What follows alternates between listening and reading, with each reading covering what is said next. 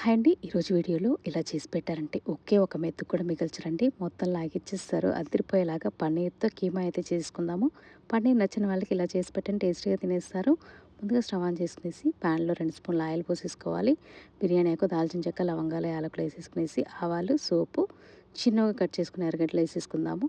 అల్లం వెల్లుల్లి పేస్ట్, కరివేపాకు వేసుకునేసి అల్లం వెల్లుల్లి పేస్ట్ పచ్చివాసన పోయిన తర్వాత ఒక మీడియం సైజ్ టొమాటోని మిక్సీ పట్టి అయితే ప్యూరీలాగా చేసి అయితే పోసేసుకోవాలి.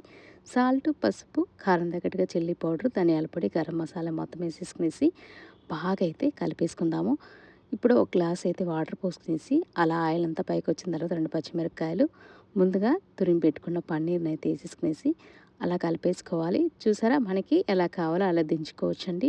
లాస్ట్‌లో కొత్తిమీర, కస్తూరి మేతి వేసుకొని అలా కలిపేసుకున్నారంటే పన్నీర్‌తో కీమా అయితే రెడీ అయిపోతుందండి.